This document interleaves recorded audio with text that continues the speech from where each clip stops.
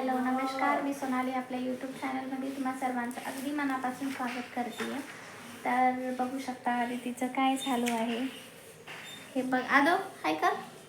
हाय.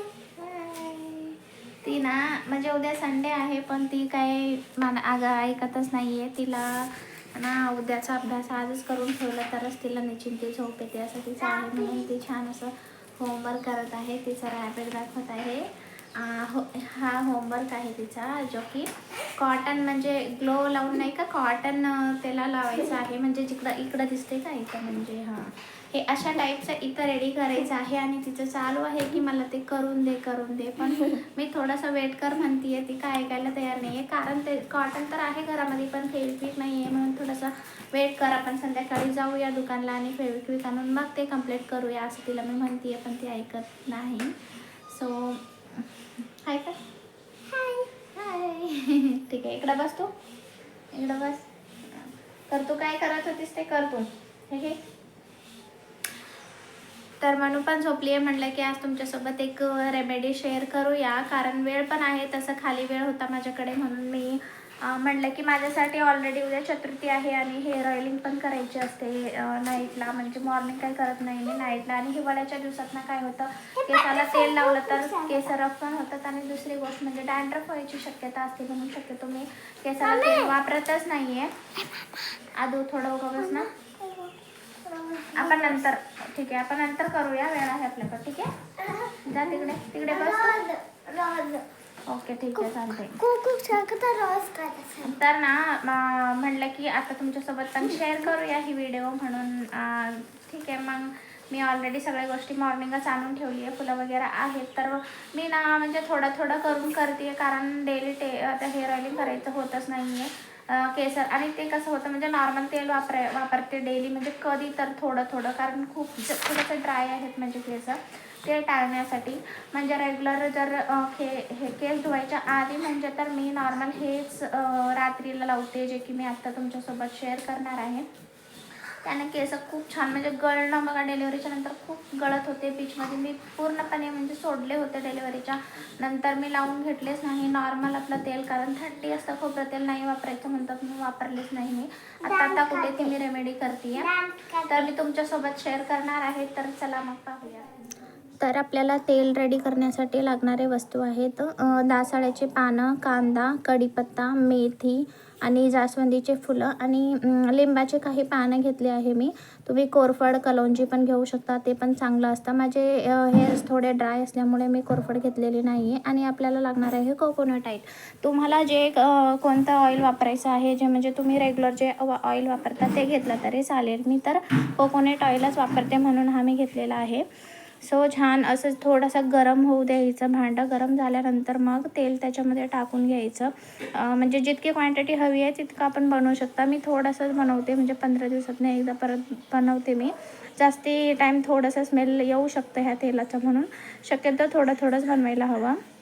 त्याच्यामध्ये सगळं घातलं आहे गरम तेलामध्ये. ते थोडंसं उडत होतं म्हणून मी त्यावर झाकण लावलं आहे, कारण धुवून घेतले होते मी कढीपत्ता वगैरे, त्यामुळं त्यावर थोडीशी धूळ होती. तर ते ताडताड पाणीमुळं थोडं उडलं म्हणून झाकले. आणि त्यानंतर कांदा, जास्वंदीचे फुलं जे काही आहे माझ्याकडे ते सगळं टाकून घेतलं. ते टाकल्यानंतर ना थोडंसं म्हणजे हलवायचं आणि हलवून थोडं म्हणजे मीडियम फ्लेमवरच ठेवायचं, हाय फ्लेम नाही ठेवायचं. मीडियमवरती छान असं हलवून दिल्यानंतर एक थोड्या वेळासाठी रेस्ट करायला द्यायचं, म्हणजे तसंच तापवायला ठेवायचं. त्यानंतर पाणी ना असं मधले सगळे वस्तू कडक झाले पाहिजे तोपर्यंत ठेवून द्यायचं.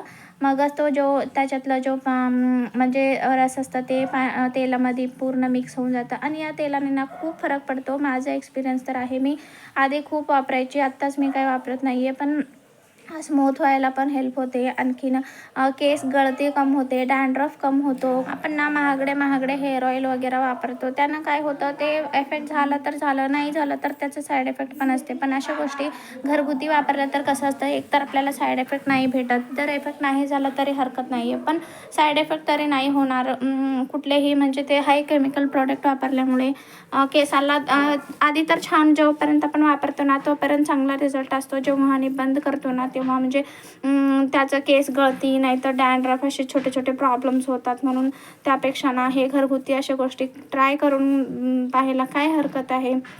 याला काही पैसे वगैरे पण खर्चाने लागणार नाही. आणि दुसरी गोष्ट म्हणजे आपलं म्हणजे घेऊन वेळ एवढंच आहे की वेळ तेवढा वाया जातो, पण हरकत नाही आहे. वेळ असेल तर अशा गोष्टी करून पाहायला हवं असं मला तरी वाटतं. तर तेल तेल ना रेडी झालेलं आहे, असं छान म्हणजे पूर्ण असं कडक झालेले आहेत. मधले जे काही इन्ग्रेडियंट्स आहेत ते छान कडक झाल्यानंतर त्याला थंड व्हायसाठी ठेवलं होतं मी थोड्या वेळासाठी, आणि त्यानंतर शोधून घेतलं. शोधताना नाही तर चाळणीतनं ते सगळे इन्ग्रेडियंट्स खाली पडू शकतात, म्हणून मी नंतर जे आहे ना कापड घेऊन शोधून छान असं पिळून तेल काढलेलं आहे. आणि एवढी क्वांटिटी जमा झाली आहे तेलाची, तुम्ही पाहू शकता. तर ऑइल बनवून झालं आहे. मी 1 पाव किलो असं ऑइल बनवले आहे. आता मला जाईल ते एक 4-5 वेळेस, म्हणजे काय रेग्युलर काय लावत नाही. रेग्युलर म्हणजे थोडं थोडं लावते, पण नॉर्मल कोकोनट ऑइल लावते. आणि जे ते बनवलेलं आहे ना ते फक्त आता आदल्या दिवशी उद्या केस धुवायचे आहेत म्हणजे आज असंच वापरते. का बरं म्हटलं तर ते ऑइल जर आम्ही लावून 2-3 दिवस ठेवलं तर कसं केस म्हणजे असं चिपकतात एकाला एक आणि रफ टाईपमध्ये होतात. म्हणून शक्यतो आदल्या दिवशी लावून दुसऱ्या दिवशी धुवायचं असेल तरच मात्र वापरायचं, मला तरी असं वाटतं. म्हणजे माझ्यानुसार मी तसंच वापरते.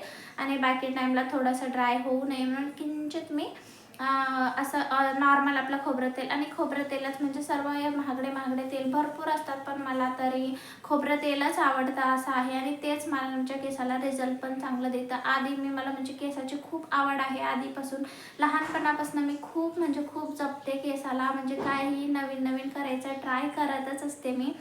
आणि आधी खूप करायची, आताच थोडंसं कमी झालं आहे असं म्हटलं तरी चालेल. पण आधी नाही का असं हेअर ऑइल्स वगैरे चेंज करत राहायचे. ते अश्विनी हेअर ऑइल म्हणा किंवा ऑलमंडचं एक आहे ना ते वाला, असं चेंज करत राहायचे. सेसा म्हणा हे. पण आत्ता नाही. आत्ता मी शक्यतो होईल तेवढं घरगुतीच ट्राय करत आहे. कुठलीही गोष्ट जसं मला सूट होते त्या प्रकारे. आणि खूप दिवसापासून म्हणजे मला असं केस गळती हे ते गोष्टी, थोडा ताप वगैरे म्हणजे कुठल्या तर गोष्टी झालं ना की लगेच म्हणजे केस गळायला स्टार्ट होतात. थोडा ताप जरी आला म्हणजे बस दुसऱ्या दिवशी बघितले केस विचारायला घ्यायलाच मला भीती वाटते, एवढे केस गळती होते. आणि यावर एक चांगला उपाय माझ्यासाठी तर हेच आहे. आणि खूप म्हणजे चांगलं रिझल्ट आहे याचा. जरी हे रिझल्ट नाही दिलं तरी ॲटलिस्ट याने कुठलाही नुकसान नाही होऊ शकत. साईड इफेक्ट वगैरे नसतात. तो शक्यतो घरगुती गोष्टी वापरायच्या जेणेकरून आपल्याला कुठल्याही गोष्टीचं नुकसान नाही होणार.